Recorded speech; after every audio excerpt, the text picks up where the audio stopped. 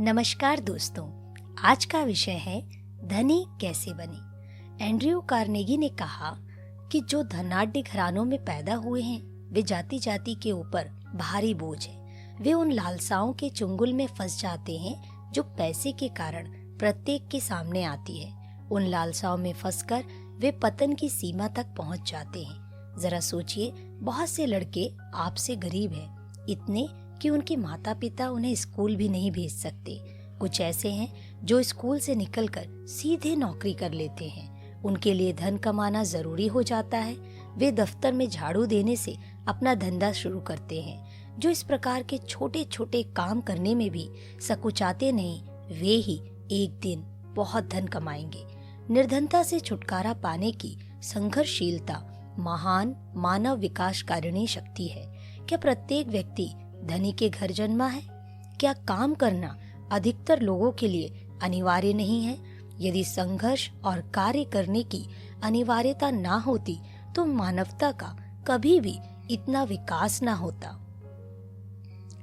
आज जितने साधन हमें उपलब्ध हैं, वे कभी ना होते। सोना अभी तक खानों के भीतर ही पड़ा रहता। हमारे महान नगरों की जगह आज भी वन ही होते। कोयला अभी तक खानों में ही पड़ा रहता। सभ्यता अपनी उन्नति के लिए इस बात की ही ऋणी है कि मानव सदा अपनी गरीबी से छुटकारा पाने के लिए निरंतर छटपटाता आया है। मानव की रचना ही ऐसे हुई है कि वह सदा अपने काम को अच्छी से अच्छी विधि से करने का यत्न करता है और अपनी मनचाही वस्तु को पाने के लिए संघर्ष करता है। परंतु बहुत से लोगों के लिए यह व्यवहारिक रूप से असंभव होता है कि वह ऐसा कोई काम करें जो उनके लिए सर्वदा अनिवार्य ना हो। अपनी दशा को उन्नत बनाने की अनिवार्यता ही मनुष्य को आगे बढ़ाती है, प्रगति की प्रेरणा देती है, विकास के लिए उत्तेजित करती है, सहन शक्ति और साहस को बढ़ाने का आदेश देती है। इसी भावना के आधार पर सारी मानव जाति का चरित्र टिका हुआ है। इतिहास उन लोगों की असफलताओं की कथाओं से भरा पड़ा है जिन्होंने काफी धन लेकर जीवन आरंभ किया। इसके विपरीत इतिहास में उनकी विजयों और सफलताओं की भी असंख्य गाथाएं हैं जिन्होंने आवश्यकताओं के कारण विवश होकर काम करना आरंभ किया। अमेरिका के इतिहास पर दृष्टि डालिए, पता चलेगा कि बहुत से महान लोगों ने तब काम शुरू किया जब वे अभी गरीब बालक ही थे। Benjamin Franklin, Alexander Hamilton, Horace Mann, George Peabody, Ulysses S Grant, James A Garfield, ये हैं कुछ महान व्यक्तियों के नाम जो कठोर परिस्थितियों में अत्यंत निर्धनता में ही संघर्ष के लिए अग्रसर हुए और अद्वितीय सफलता प्राप्त की। सर्वोत्तम हितकारक और सफल व्यक्ति गरीबी और अनिवार्य आवश्यकता के विद्यालय में ही पढ़कर आए थे। महान व्यवसायी, रेलों की कंपनियों के अध्यक्ष, विश्वविद्यालयों के कुलपति, प्राध्यापक, आविष्कारक, वैज्ञानिक, निर्माता, राजनीतिज्ञ अर्थात मानव की गतिविधि के प्रत्येक क्षेत्र में अग्रणी व्यक्ति मजबूर करने वाली आवश्यकता के कारण ही आगे को धकेले गए थे। आगे चलकर उन्होंने स्वयं परम उन्नति के लिए यत्न किए और वे दौड़ में विजय हुए। जो नवयुवक ऐश्वर्य में जन्मा हुआ है, जो प्रत्येक बात में दूसरों के ऊपर आश्रित रहा है, जिसे कभी भी संघर्ष करके अपनी राह बनाने का मौका नहीं मिला, जिसे बचपन से ही चांदी के चम्मच और लाड़ प्यार मिला, उसमें शायद ही कभी सहन शक्ति और साहस होगा। उसके लिए यह मुश्किल होगा कि वह शक्ति को संभाल सके। वह व्यक्ति एक दुर्बल पौधा है जो वन में महावट वृक्ष के मुकाबले पर खड़ा है, जो आज अपने ही संघर्ष से बढ़कर सबसे ऊंचा सिर उठाए खड़ा है। उस वट वृक्ष ने इंच इंच के लिए संघर्ष किया है। उसने बहुत से तूफानों को झेला है, आंधियों का सामना किया है। जितनी शक्ति पर आप विजय प्राप्त कर लेते हैं, उतनी ही आपकी शक्ति बढ़ जाती है। पहलवान कठोर व्यायाम करके और कठिन कुश्तियां लड़कर ही बलवान बनता है। यह किसी के लिए भी संभव नहीं कि बिना संघर्ष ही सुदृढ़ शरीर और उत्तम सहनशीलता प्राप्त हो सके। जो व्यक्ति संकटों के बिना जीता है वह कभी समर्थ सबल नहीं बन सकता। जीवन पथ में आने वाली बाधाओं को पार करने के लिए चरित्र की शक्ति की बहुत आवश्यकता है। जीवन का एक बड़ा जिम्नास्टिक का शारीरिक करतब का खेल है। जो व्यक्ति कुर्सी पर बैठा देखता रहता है वह इस खेल में कभी प्रवीण नहीं हो सकता। उसकी तन मन की शक्तियों का कभी विकास संभव नहीं। क्या यह अचंभे की बात नहीं कि बहुत से सफल मनुष्यों को अपने ऊपर गर्व है कि उन्होंने स्वयं अपना जीवन निर्माण किया। वे इस बात को विश्व में सबसे भाग्य की बात समझते हैं कि उन्हें अपने ही सीमित साधनों के सहारे आगे बढ़ना और अपना विकास करना पड़ा। अपनी स्वाधीन प्रवृत्ति, सहनशीलता और आत्मविश्वास के भरोसे पर। क्या वे लोग अपनी संतान को वैसे ही कठोर परिस्थितियों में डालकर आगे बढ़ने के लिए तैयार करते हैं? कभी नहीं। वे तो अपनी संतान को हर प्रकार की सुख सुविधाएं प्रदान करते हैं, चारों ओर से धन ऐश्वर्य से सराबोर कर देते हैं। एक प्रख्यात चित्रकार से किसी ने पूछा, आपके पास जो यह युवक काम सीख रहा है, क्या वह अच्छा चित्रकार बन सकेगा?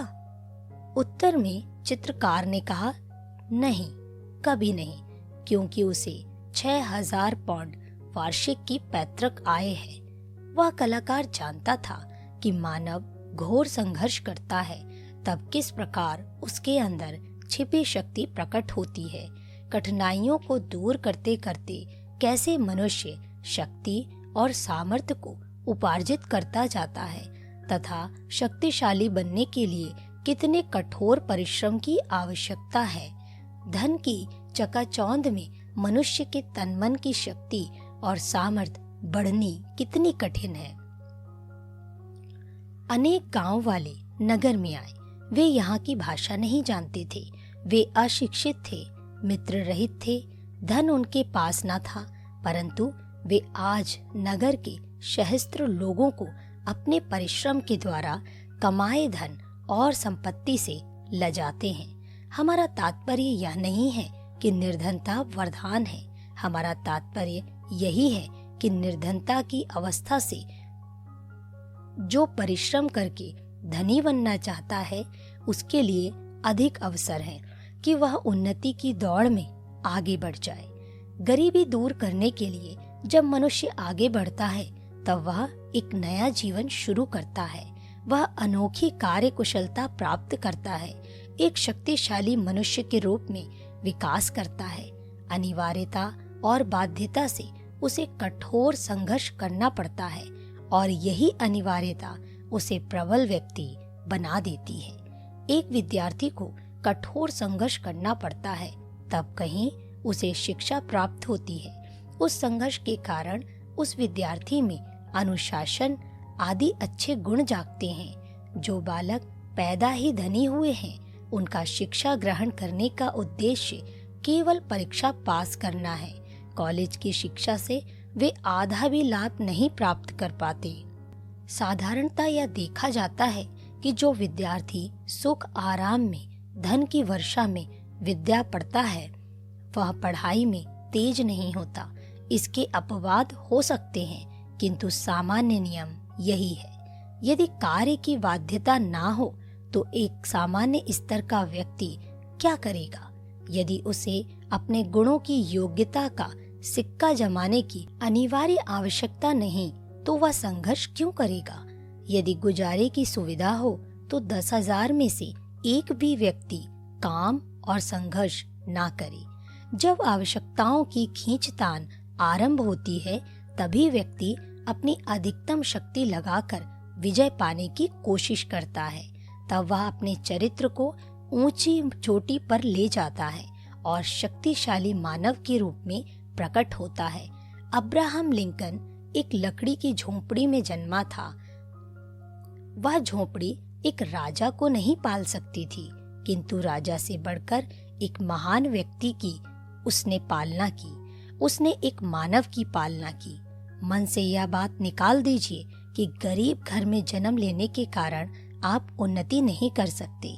इसके विपरीत गरीब घर में जन्म लेने के कारण ही आपकी उन्नति के अधिक मौके हैं। जिस बालक को यह पता है कि वह धन समृद्धि से सौभाग्यमान है, वह अपने आप से कहता है, सवेरे शीघ्र उठने का क्या लाभ, काम करके क्यों जान देनी चाहिए। मेरे पास पर्याप्त धन है, वह धन मेरी ही सेवा करेगा। जब तक जीवित रहूंगा तब तक तो वह समाप्त होने वाला नहीं, फिर मेहनत क्यों करूं। बस इसी कारण धनी के बेटे की और आगे उन्नति कठिन है। गरीब का पुत्र यदि महत्वाकांक्षा से प्रेरित है तो अपने कठोर परिश्रम से अवश्य उन्नति करेगा, उसे कोई रोक नहीं सकता। इस प्रकार प्रकृति ने मनुष्य के मन में यह प्रेरणा भर दी है कि वह अपने मन के अनुसार कार्य करे, वस्तुओं को बनाए और उन्नति करे।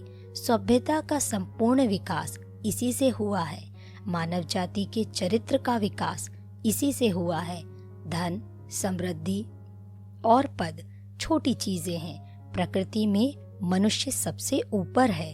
प्रकृति मनुष्य के लिए क्या कुछ नहीं करती, वह उसे श्रम और अनुशासन के कठोर विद्यालय में पाठ पढ़ाती है और फिर उसे अनुभव के महान विद्यालय में प्रशिक्षित करती है, ट्रेनिंग देती है। तब जाकर उसका काम पूरा होता है।